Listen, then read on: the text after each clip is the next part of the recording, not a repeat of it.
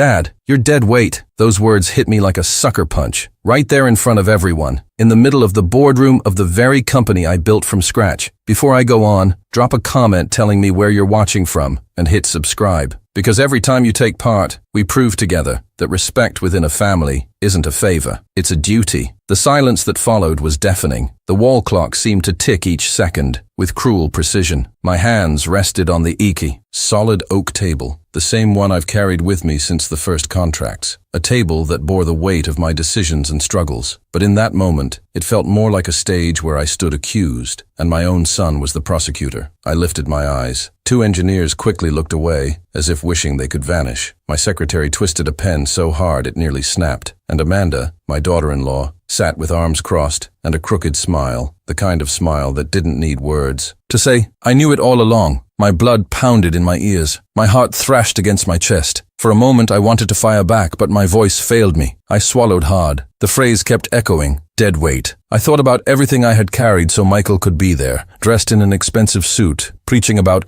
modernization, as if he owned every brick in that company. I remembered the burning Texas sun on my back when I was just a construction worker. I remembered calloused hands, bloody knees, sleepless nights. I had turned sweat into walls, tears into foundations, sacrifice into legacy, and yet there he was, my son, reducing me to 2 words. A knot in my throat kept me from speaking, but soon I realized the worst part wasn't the insult itself. It was the complicit silence hanging in the room. No one spoke, no one reacted, as if they all wanted to see how much I would take before breaking. That feeling, being utterly alone in front of everyone, hurt more than any physical blow. I wasn't just a man being insulted. I was a spectacle, but in that instant, something stirred inside me. Not blind rage, not the urge to shout, the opposite. A strange calm rose from deep in my chest, as if his words had awakened an old fire I'd forgotten was still there. While Michael puffed out his chest in his chair, posing like some modern leader, I made a silent decision. That would be the last time anyone dared call me deadweight without paying the price. Slowly, I closed the leather briefcase in front of me. The metallic click of the clasp echoed through the room like a warning only I understood. I stood up, each step heavier than the last. I looked at Michael, at Amanda, at every employee. Not one dared to speak. In that moment, I didn't need words. I only needed to remind myself, dead weight doesn't build homes. Dead weight doesn't provide for families. Dead weight doesn't sign paychecks. I walked out without looking back, and as I moved down the silent hallway, I felt something break inside me, but at the same time, something new was being born. I didn't know how yet, but I knew when. The turning point was coming, and when it did, no one would ever forget. When I left that boardroom, the silence stayed behind, but inside me the noise was deafening. I walked into my office, shut the door, and leaned against it for a moment. The world seemed to spin in slow motion. My eyes drifted to the walls, lined with framed photos of finished projects, buildings, homes, warehouses, each picture a memory, each frame a piece of my life. And it was there, surrounded by everything I had built, that I realized this moment with Michael hadn't come by accident. It had been brewing for years, and I was the only one who hadn't seen it. My name is John Miller. I'm 62 years old. I was born and raised in Dallas, Texas, in a small wooden house with a leaky roof that dripped on rainy nights. My father died young, and I learned quickly that if I didn't work hard, nobody would do it for me. By 16, I was hauling bricks for seasoned masons. By 20, my hands were full of calluses, but so was my heart full of dreams too big for the torn pockets of my jeans. That's when I started my own construction company. An old pickup truck, a couple of borrowed tools, and the determination to prove that a man can build more than walls. He can build dignity. Decades later, that little seed had grown into a solid, respected business. But to my son, none of that seemed to matter. Michael, my only child, now 32, grew up surrounded by the fruits of that work. He never had to feel the strain of carrying cement blocks on his back or the sting of skinned knees on rickety scaffolds. For him, there was always food on the table, good schools, vacations, and opportunities. And maybe because of that, he never truly saw the sacrifice behind it all. Since his teenage years, Michael spoke with an arrogance, as if he always knew better than anyone else. I thought it was just a phase. He'll grow out of it, I told myself. But the years passed, and the boy grew up without ever letting go of that look of superiority. When he graduated with a degree in business, he came back full of new ideas, software, cost cuts, radical changes. I listened to his proposals, but he never listened to my experience. It was as if his academic knowledge outweighed an entire lifetime of sweat and bricks. And then there was Amanda, my daughter-in-law, young, beautiful, elegant, with that calculating air of someone who measures every word. I first met her at a dinner, when she was still just Michael's girlfriend. From the very beginning, I saw something in her eyes. Ambition. I'm not saying she didn't love my son, but there was something stronger in her, a hunger for status. And the company, my life's work, represented exactly that, status. Her voice was sweet, but her gestures were cold. Whenever Michael told me I should retire, it was easy to see the words had been whispered to him by her first. In my office, there was another presence that mattered. Sarah, my wife of nearly 40 years. Unlike Amanda,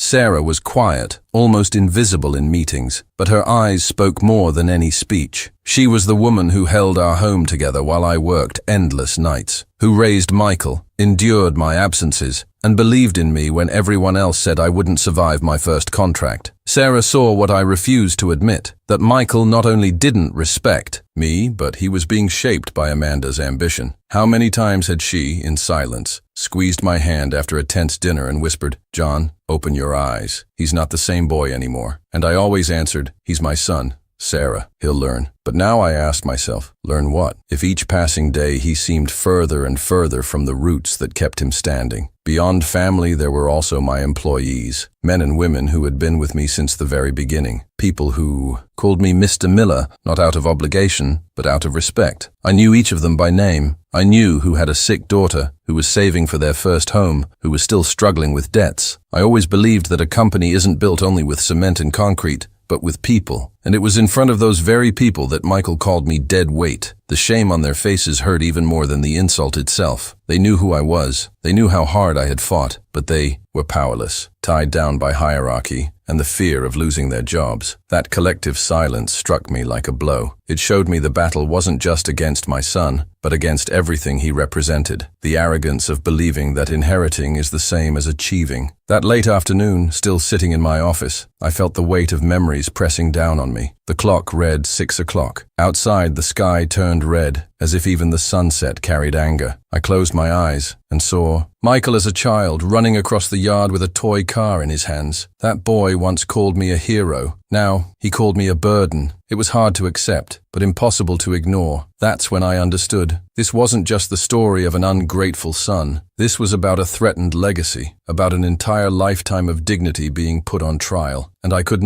would not, let it end like that. If Michael thought I was dead weight, he was about to learn that even silence carries more strength than the arrogance of 1,000 words. Sometimes I think people forget too quickly where they came from. Maybe that's why my son had the courage to call me dead weight. He forgot. Or he chose to erase from memory the story that brought me here. I never needed luxury to live. What I needed was dignity. And dignity, I learned early, doesn't come as a gift. It comes from calluses, from effort, from sleepless nights. When I was 17, my first job was hauling blocks on a construction site in the blistering Texas heat. The sun burned so fiercely that my skin still stung after a cold shower at night. My fingers bled, every muscle ached, but still, I showed up the next day, because for me, there was no option. Either I worked, or there was no food on the table. I remember an older man named Frank, the foreman. He used to tell me, "John, a man is worth what he can endure and what he can build." I held onto that phrase like a map. It guided me years later when I decided to open my own company. It wasn't easy. I had no money, no connections, nothing but determination. I used an old borrowed truck, a few second-hand tools, and took on the jobs nobody wanted, fixing roofs under the summer sun, building walls in abandoned neighborhoods, remodeling bathrooms that reeked of mold and despair. Every contract was a battle, every late payment a trial by fire. But I kept going, step by step, brick by brick. And through that hard road, I never stopped thinking about Michael. He was just a boy when I handed over the first key to a house I had built from the ground up. I still remember the family crying, hugging, thanking me. And I remember Michael, his eyes wide, asking, "Dad, did you do all this?" I smiled and said, "Yes, son, with these hands right here." In that moment, I saw pride in his eyes, and that pride sustained me for years. But with time, the pride disappeared. As the company grew, as the contracts multiplied, Michael stopped seeing the man who built it all and saw only the finished structure. He grew up in good schools, studied at expensive universities, flew on planes, dined at restaurants I only set foot in because of him, all of it paid for by my labor. And yet, he chose to believe I was just dead weight. He never knew that for years I kept wearing worn-out boots, so I could pay for his English classes. He never knew I turned down lucrative contracts that would have kept me away from home for weeks because I didn't want him to, grow up fatherless, like I did. I always chose to give him the best. And in return now, I received contempt. That night, I sat on the porch with a cup of cold coffee in my hands and thought about everything I had faced. Clients who never paid, storms that destroyed work sites, corrupt inspectors trying to squeeze money from me. And through it all, I endured. It was harsh, it was unfair, but never, not once, had anyone called me useless. Never, until my own son did. What Michael didn't understand was that my silence didn't mean weakness. I had learned that sometimes silence is the greatest strength, because it's in silence that we plan. It's in silence that we observe. It's in silence that we decide the right moment to flip the table. That night on the porch, as the cold wind brushed my skin, I knew something had to change. I wasn't dead weight. I was the man holding it all up. I was the invisible foundation no one sees, but without which no wall can stand. If Michael couldn't see that, it wasn't because I had lost my worth. It was because he had lost the ability to recognize it. And the price of that blindness, soon he would have to pay. And now I want to hear from you. Have you ever been made to feel invisible in your own home? Have you ever been belittled as if what you built didn't matter? Share it in the comments, because your story matters. And don't forget to subscribe, because every time you speak up, every time you take part, we prove together that dignity is never begged for, it's earned. The days that followed that meeting were filled with a heavy, suffocating silence. Inside the company, the atmosphere had shifted. Employees who once came to me for advice now walked briskly down the halls, avoiding my eyes. I knew it wasn't disrespect, it was fear. Fear of choosing the wrong side in a conflict that was beginning to unfold. Michael had fully taken on the role of commander. He spoke loudly, gestured too much, and seemed to feed on the attention he received. He rearranged desks, swapped out the artwork, had new business cards printed with his name in bold. And me? I watched, not because I had given up, but because I knew every move he made was another piece falling into the puzzle of his own downfall. It was on a Thursday, hot and stifling, when the spark finally ignited. I was in my office, reviewing old contracts, when I heard raised voices coming from reception. I opened the door and saw Michael standing, speaking loudly to one of the company's oldest clients, Mr. Howard, a man with white hair, a perfectly pressed suit, and a calm demeanor I had always admired. Howard had trusted me to build 3 commercial buildings over the course of 2 decades. He was more than a client. He was almost a friend. Look, Mr. Howard, my father's old methods don't work anymore. We need to move forward. Be modern. That's why the old contracts are being revised. The deadlines, and the prices too. That's how it works. Now, my son's words fell like a hammer blow in the middle of the lobby. Howard adjusted his glasses, surprised, and answered calmly, Michael, your father has always honored every cent and every deadline with me. He's never had to renegotiate anything. I trust him because I know his word is worth more than any signed paper. That's when Michael spoke the sentence that made my blood run cold. With all due respect, Mr. Howard, my father doesn't run things here anymore. He doesn't understand today's market. He's outdated. That outdated cut deeper than dead weight. I saw the pain in Howard's eyes as he heard it. He looked at me, standing in the doorway of my office, as if searching for a reaction, and I felt shame. Shame that my own son was spitting on the history I had built with sweat and loyalty. Howard took a deep breath, gathered the papers on the counter, and said, Michael, I don't do business with people who don't honor commitments. John, if you're still in charge, you know where to find me. He left, behind him a trail of uneasy silence and the sharp glances of my employees. Michael, however, showed no regret. Quite the opposite. He turned to me with a near-mocking tone and said, That's exactly what I'm talking about, Dad. Your so-called friends survive on favors and a past that's never coming back. The future has no room for people like you. For a moment, it felt like the ground disappeared beneath me. It wasn't just about respect within the family anymore. Now he was attacking me in front of clients, destroying relationships that had taken years to build, putting at risk the name that fed hundreds of families through that company. I went back into my office and shut the door firmly. My hands trembled, not from fear, but from indignation. I ran my fingers across the framed photographs on the wall, the ribbon cutting of our first building, the team gathered at a simple barbecue,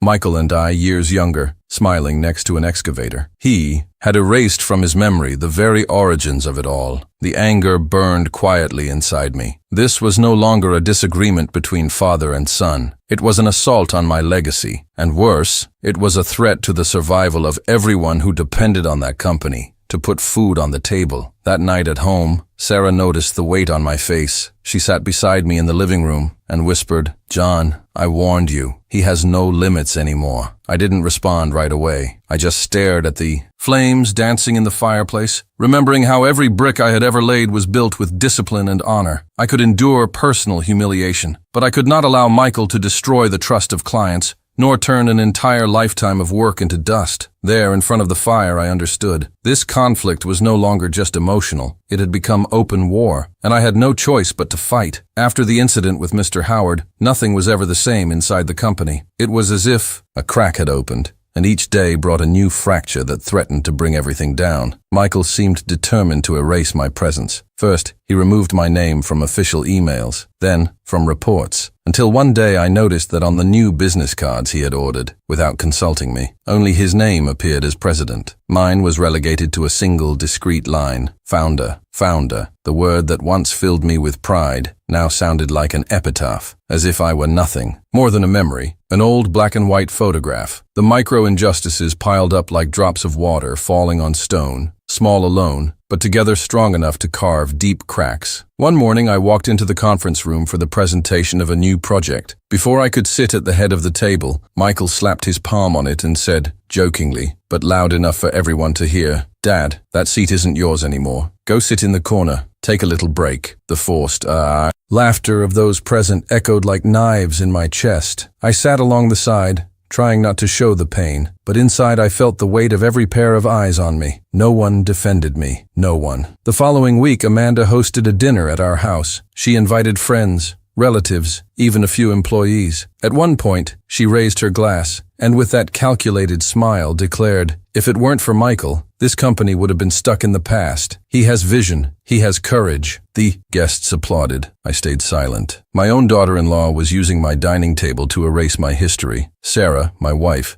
squeezed my hand under the table. The gesture carried comfort, but also a warning. You need to fight back. The humiliations didn't stop at the social level. They crept into my most private space, my office. One day, when I arrived, I found my desk reorganized. Old photographs, me with a young Michael in a hard hat standing on a job site, were gone. In their place were, new cold shelves filled with management manuals and marketing books Michael worshipped. I asked my secretary what had happened. She lowered her head, unable to meet my eyes. Finally, in a whisper, she admitted, "It was your son's order, Mr. Miller. He said it was to modernize the office." Modernize, the word he repeated like a mantra, but to me it sounded like destruction. Every detail was calculated to diminish me. A meeting scheduled without telling me. A long-time client received without me present. An important decision signed without my input. And worst of all, employees who once came to me for advice now walked past my door, afraid of being seen as on my side. I understood. It wasn't cowardice, it was survival. But still, their silence was another knife in my chest. At night, at home, the weight became unbearable. Sarah tried to comfort me, but I could see the same pain in her eyes. She had been at my side since the first brick. She had seen every sacrifice, every victory, and now she watched it all being thrown away by a son who confused inheritance with achievement. I remember one night in particular. I sat on the porch, as I often did, to clear my head. The wind carried the smell of damp earth. Sarah brought me a cup of coffee, sat beside me, and stayed quiet for a few minutes. Then she said, "John, I know you love Michael, but you can't let him destroy what you spent a lifetime building." I didn't answer. I just gripped the cup tighter, because deep down, knew she was right. The breaking point came on a Friday afternoon. I pulled into the company parking lot and saw a shiny imported sports car gleaming in the sun, with a custom plate, M. Miller. It was Michael's new car, bought with the corporate card. That very same day, I had received a request from an employee asking for an advance to help pay for his daughter's medical treatment. The contrast crushed me. On one side, luxury flaunted without shame. On the other, the struggle of honest people who depended on the company to survive. I walked into the office with my head held high, but inside,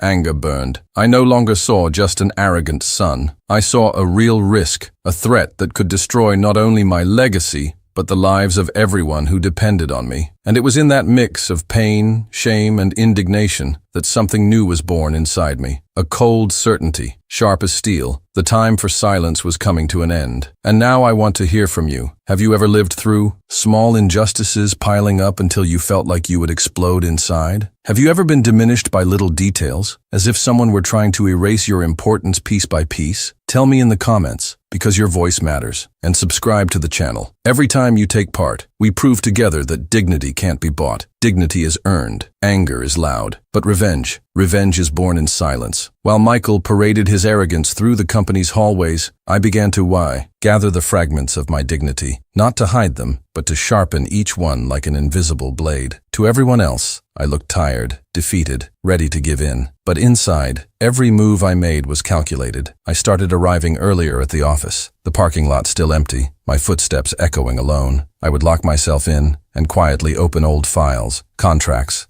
accounting records. Each page revealed a forgotten story, signatures, clauses, legal powers still in my name. Michael might have his flashy title on business cards, but the legal foundation of the company still belonged to me, and he had no idea. I started with my trusted accountant, old Mr. Harris, a gray-haired man with thick glasses who had been by my side for over 20 years. I invited him for coffee outside the office, at a small hidden restaurant far from prying eyes. Harris, I need you to review every financial access. I want to know exactly who's moving what, when, and how. He looked at me, half surprised, half concerned. John, is something going on? Yes, but it's not time to talk about it yet. Just bring me proof. Harris nodded. He didn't ask questions. He knew that when I spoke with that tone, it meant something serious was coming. Then, I went to see my lawyer, Richard Cole, a specialist in business contracts. We met in his office downtown Dallas. The walls were lined with shelves full of law books, the air heavy with the smell of leather and polished wood. I handed him a heavy leather folder full of documents. Richard, I need you to read every clause. I want to know how far my son thinks he can go, and how far he really can. He spent a few minutes skimming the lines quickly, then raised his head and said, John, the company is still legally yours. Michael may have some room to play, but the structure is entirely yours. If you wanted, you could take him off payroll today. That sentence echoed inside me like contained thunder. I could remove him. I could pull the rug out from under his feet, but not yet, not now. Meanwhile, at home, Sarah noticed every move I made. She could feel something different in the air, but she didn't ask. She just watched me with the kind of quiet wisdom only someone who has walked by your side for a lifetime can have. One night, when she saw me still working on documents late, she came close and said, John, you were never the type to seek revenge, but this time, I see in your eyes, it's not about revenge, it's about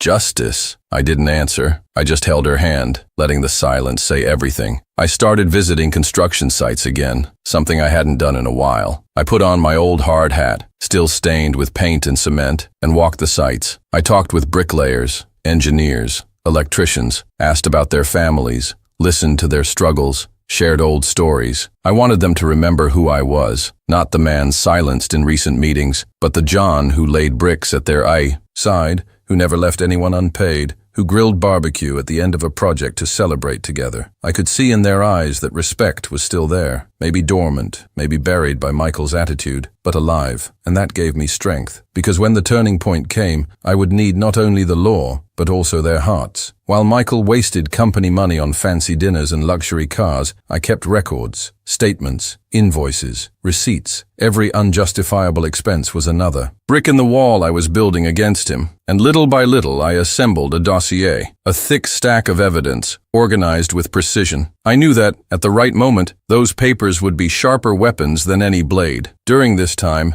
I pretended to agree with some of his decisions, clapped discreetly in meetings, smiled when he made jokes at my expense. It was painful, but necessary, because to win, I needed him to believe he had already won, and Michael believed it. More arrogant, more and more insolent. He never noticed that while he stood taller like an arrogant king, I was quietly digging the ground beneath his feet. I remember one moment clearly. I stood in the hallway, watching from a distance as my son showed off his new car to a few employees. He laughed loudly, hugged Amanda, talked about vacations and new businesses he wanted to start. While he laughed, my eyes fell on my old pickup, the one I still drove to work, its paint peeling, the seats worn, but that truck was a symbol of who I was. Simple, steady, resilient, and it was in that contrast, his shallow shine and my silent solidity, that I understood the essence of the turnaround that was coming. The time of silence wouldn't last forever, but while it did, I sharpened my weapons, and I waited, because justice, when it comes, must be public, it must be undeniable, it must be final, and I knew that moment was getting closer. My 63rd birthday came on a cold November night. Sarah insisted on hosting a simple dinner at home, just for family and a few close guests. I didn't want a party, not after everything that had been happening, but I gave in. Maybe because deep down, I knew that night would be the perfect stage. The table was set with a white cloth and porcelain plates inherited from my mother. The candles reflected in the crystal glasses, casting a soft glow that hid the tension in the air. Amanda moved around the room in her tight dress, as if she were the hostess. Michael stood by her side, laughing loudly, pouring wine like he owned the house. Guests arrived, some distant relatives,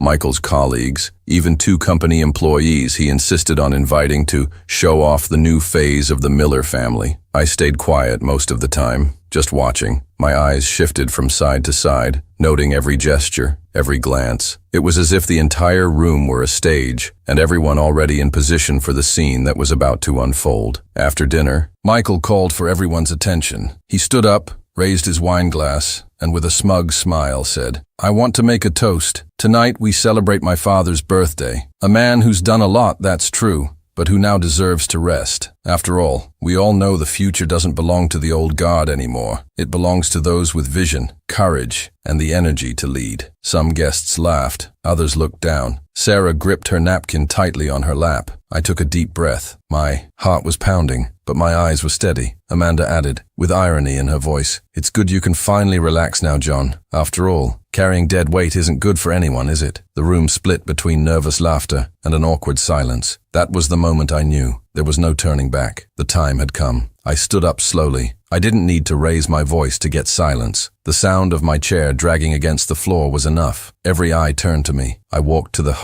head of the table and placed a leather folder on the white tablecloth. The heavy thud echoed like muffled thunder. I looked straight at Michael. He was still smiling, not yet understanding. "You talk a lot about the future, Michael, but you forget something simple. The present is still in my hands." I opened the folder calmly. Inside, neatly organized documents, corporate contracts, bank records, receipts. I pulled one sheet out and slid it across the table toward him. "Here are the expenses from the past few months. Luxury cars, trips, extravagant dinners, all paid with company money. Money that wasn't yours alone. Money that fed families. Money you treated like a toy." Michael's smile began to fade. Amanda beside him went pale. Guests whispered, unsettled. I continued. "You called me dead weight in front of employees. You tried to erase my story. But what you didn't know is that the foundation of this company, payroll, bank authorizations, legal signatures, is still under my name." I placed another document in front of him, this time the revised contract prepared by my attorney. "And starting today, Michael, you won't receive another cent from this company." The room went absolutely silent. One employee covered her mouth, shocked. A distant aunt let out a loud sigh. Sarah sat still, a single tear slipping down her cheek. Michael, in disbelief, tried to laugh. "This is a joke, right? Dad, you can't—" I cut him off, my voice firm and unwavering. "I can, and I already have, because dead weight doesn't pay salaries. Dead weight doesn't build a legacy. Dead weight builds nothing." The words sliced through the air, sharper than any shout. He went pale, his eyes wide, and for the first time since he had posed as a leader, he looked like a lost boy. Amanda tried to intervene, but her voice faltered. The guests weren't laughing anymore. They weren't toasting. They were watching the fall unfold, right there among the plates and flickering candles. I closed the folder slowly and tucked it under my arm. I looked around. Every face showed surprise, respect, even relief. There was no doubt anymore. The turning point wasn't just mine. It belonged to everyone tired of the arrogance that had ruled that house and that company. Michael sank into his chair, speechless. Amanda looked away, unable to pretend, and I stood tall, not as a victim, not as a burden, but as what I had always been, the foundation they tried to tear down. But that never gave way. Ya Tiao. That moment, I realized I didn't need to raise my voice to be heard. My silence, my calm, my evidence. They were enough. Justice had been served, not in a courtroom, but in the hearts of everyone who witnessed that night. And I knew nothing would ever be the same again. The room still held its breath. The candles burned low, but the air was heavy. Michael sat frozen, his wineglass forgotten in front of him, his eyes searching desperately for a way out. Amanda fidgeted with her fingers, trying to hide her unease. I remained standing, the folder under my arm,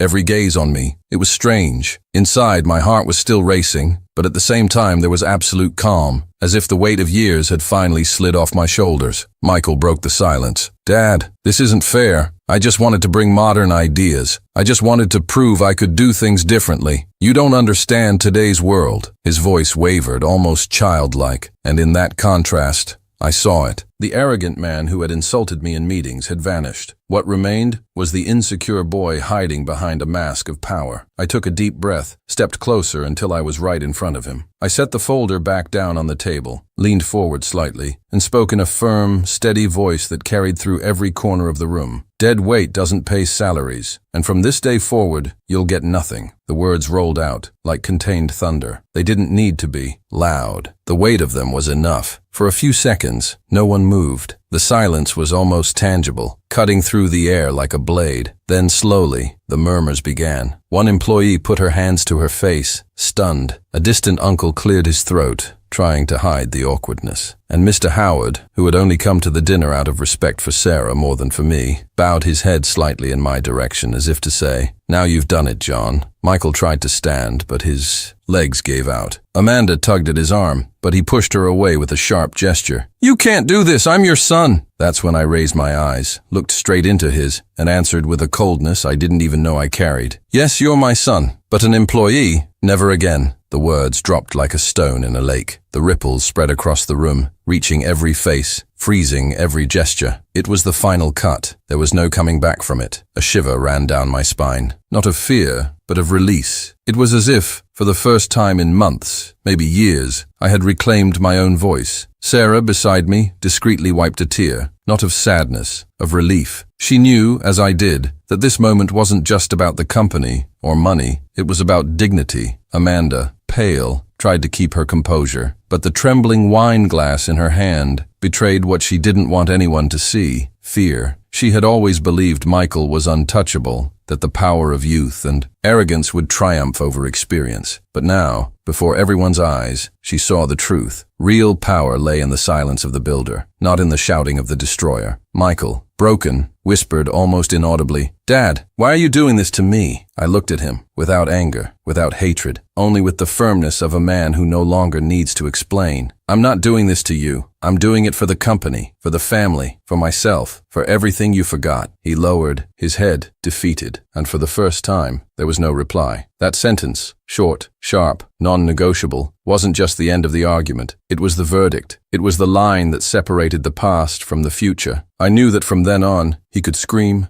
complain, try to manipulate, but nothing would change the fact that, in front of everyone, his mask had fallen. He was no longer the triumphant heir. He was just a man exposed, fragile, stripped of the aura of power, while everyone remained frozen. I picked up the folder again and walked toward the door. Each step sounded firm against the wooden floor. The echo of my shoes was like hammer strikes sealing a coffin. Before leaving, I turned my face once more, looked at Michael, and said, "You called me dead weight, but it was this weight that carried you all your life. Now let's see how you walk without it." And I left the room. Outside, the cold night wind hit my face. I closed my eyes for a moment and took a deep breath. It was as if the air had a new taste, lighter, purer. I no longer carried the burden of humiliation. I was, once again, the owner of my own destiny. The dinner ended without music, without laughter, without a toast. Each guest left in silence, like mourners leaving a funeral, and in a way, it was. Not the death of a life, but the death of an illusion. The illusion that Michael was untouchable. The next morning I woke earlier than usual. The sun was just rising, painting the curtains gold. Sarah was already up, making coffee. She looked at me without saying a word, but the light in her eyes said everything. Relief. For the first time in a long while, I felt I had regained not only her respect, but my own. At the company, the impact was immediate. News of the night before spread faster than I could have imagined. I didn't need to explain anything. The looks on my employees' faces said it all. Surprise, but also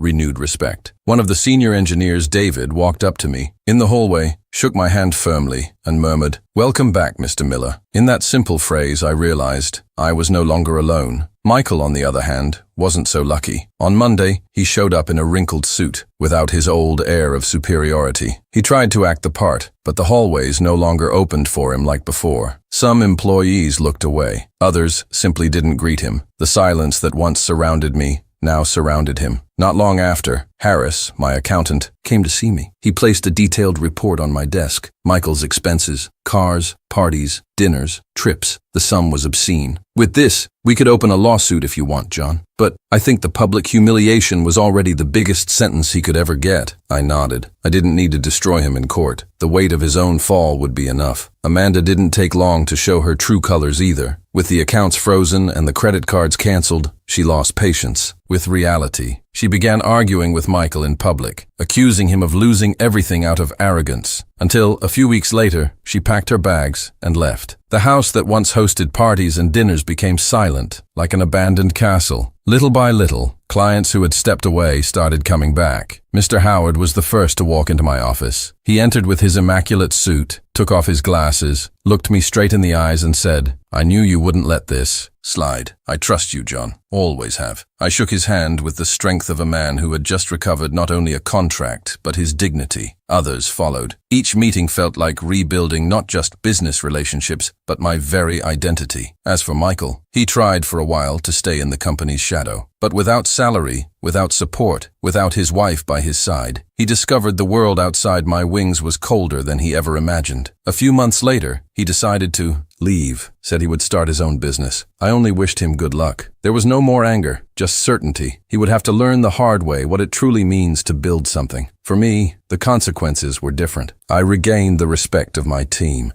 I regained the trust of my clients. And above all, I regained myself. When I walked the halls, I no longer saw looks of pity, but of admiration. I didn't need to say anything. The scene at that dinner had spoken for me, and it would echo as a lesson for everyone who witnessed it. By then, I understood. Justice doesn't happen in a courtroom, but in the hearts of those who see balance restored. And for the first time in a long time, I slept in peace. Months have passed since that November night. Life slowly returned to its course, but nothing was the same. Not for Michael, not for Amanda, and especially not for me. The company stood firm, supported by the client's renewed trust and my team's respect. I walked the halls, carrying something I had lost for years, dignity. I was no longer the silenced father, nor the invisible man who stayed quiet under provocation. I was once again the John who laid bricks, who sealed deals with his word, who didn't need titles to prove his worth. Sarah seemed lighter too. She smiled more often, without the worried look she had carried in recent years. Sometimes when she saw me reading reports late at night, she'd joke, "This dead weight still has energy, doesn't he?" We'd laugh together because now even the pain had turned into memory, not an open wound. Michael disappeared for a while. I heard he tried to open a small business, but it didn't last. Others said he moved to another city. I don't take pride in his downfall, but I don't regret it either. It had to happen. And deep down, I knew maybe this was the only way he would ever learn that nothing is built on arrogance. As for Amanda, nothing more was said. She was just a brief chapter, but one that left scars. Scars that taught me sometimes the greatest enemy of a family